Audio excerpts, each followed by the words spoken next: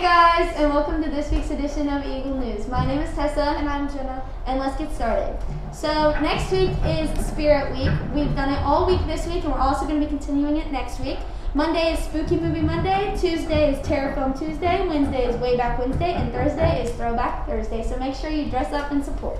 And don't forget, we have a virtual pep rally on Friday, so make sure you join that. Basketball. Boys basketball preseason workouts began September 23rd for those not playing a fall sport. See Coach Herbert for more details. FNL tonight. Your Grand Valley Eagles are taking on the Florida State Indians at Fort. The live starts at 6:45 and kickoff at 7. Don't miss it. Don't forget to cheer on softball versus Truman on Tuesday, as well as Wednesday versus Belton.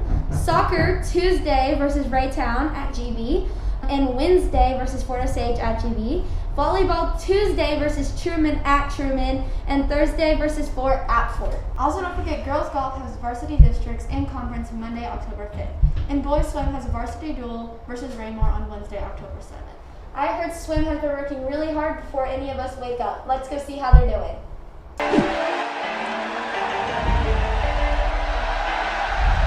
Take your mark.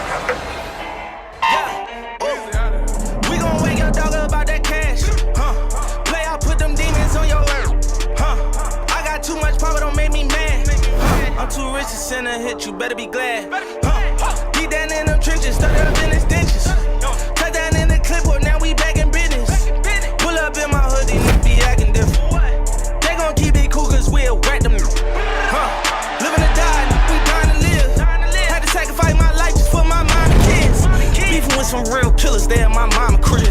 Turn me to a monster, gotta show you niggas what time it is. I got a rush from none of these wanna hit me up. I was torture killer, real killer, and they give you love. Fast game on young 30 years and he's stuck. Still praying he don't get. Thank you for that video submitted by Jordan Jarman. Don't forget, cross country also has a varsity invitational at GV North Middle School on Saturday, October 3rd. Let's go to Valerie to see how cross country has been doing this season. Hi, this is Valerie from GVTV, and today I'll be interviewing cross-country runners on how their season has been affected by COVID-19.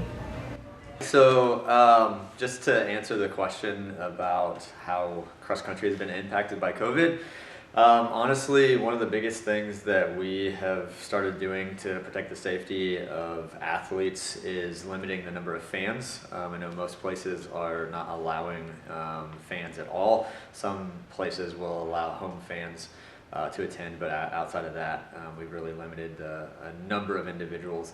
We've also done things with the type of starts that we have. Typically, you're going to see hundreds of kids all lining up on the starting line, shoulder to shoulder, and when the gun goes off, they're often racing. But what we've done is kind of done a wave system. What that wave system will allow us to do is to spread teams out, make sure there's distance between each team. Each competitor has a mask or a gaiter on before the race starts, and then once the gun goes off and they start running, they can actually pull that down or take off their mask. But then right when they've crossed the finish line, they got to put those things back up. As far as the wave system goes, you are assigned a wave based a lot on like competition and who you should be running with, and every 5 minutes or so a new wave goes. So you're in a lot of ways racing the clock rather than competitors, but there are some other teams that do start with you. They're just socially distanced on the starting line with lots of gaps between each division that goes, and then the waves are combined at the end to get a team score. So cross country has changed due to COVID because now we have to keep our masks on at all times except for when we're running, and it hasn't really affected my experience because we're still doing what we love and we're still a team and we're still getting faster. Cross country has been affected for our races for our team. Whenever we travel to our meets, we have to run in waves, so it's not the full race. Practices are also looking different because we have to wear a mask on field. Thank you, Valerie. Wrestling preseason weightlifting will be out by the football field. If you plan to wrestle, Coach Bowman encourages that you attend weights. Impact GV is meeting on alternating Wednesdays and Thursdays. Contact Mr. Byer for a link to join the Impact GV Google Classroom so you can get notifications and see a schedule of all upcoming events. Disc Golf Club will be hosted with Van Fleet and Bowman Monday and Friday after school 2:40 to 4. This is a sport where you can move stuff with your mind. I'm personally horrible at it, but I have bad luck. So make sure you join so you can test your luck. For more art students, Mrs. Agnew has spring semester 2020 work from both her class and Mrs. Snodgrass' class in room 310. Please look in the display cases to grab what is yours. If it is 3D, or stop by room 310 if it is 2D. Work will be recycled at the end of the quarter. Friday, we have a new Friday schedule for Google Meets. See your email from Mr. Smith or ask a teacher if you haven't heard the new times. All students must check in and out during the school day through the new attendance office, located near the science wing. Parents will drop their students off on the south side of the building at the Student Activities entrance. This helps to cut down traffic through the main office at peak times. Students will check in and out window 1 with Mrs. Chambers or window 3 with Ms. Byan or Mrs. Stone. Students will not be allowed inside the attendance office. There are several different QR codes available for the sign in and out process. Please make sure to use the correct QR code. Each code is distinctly labeled and color-coded. Seniors, this is really sad, but October 2nd, Jostens will be doing an online informational meeting during the regularly scheduled Eagle Time Google Meets. Speaking of seniors, we asked some seniors how their year is going and how they are making the most of it. Let's go see how it's going.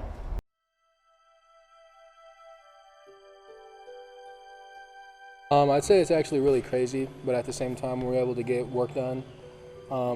We have really good coaches that are helping us right now get through these hard times. Did I mention Cole Keller? With all this uncertainty going on right now, all we can really do as athletes is show up to practice, give 120%, enjoy every single moment we have with our teammates and coaches for this last year, and I guess really just make the most of it. Thank you, Brock, for that amazing video. Now let's hear from Coach Ali to see what he has to say about the football season this year. Obviously, we're pretty happy with the results so far. You know, in the strange times that we're living in, and through the shortened summer, not being able to do as much as we wanted to do, this team has really come together, really bonded, and really played well. And you know, we couldn't be more excited about the way we have started the season. And unfortunately, we haven't had the fans be able to come to games, which, you know, one of the things that any team thrives off of, but especially here with our fans. You know, our students do a great job and our parents do a great job of supporting athletics.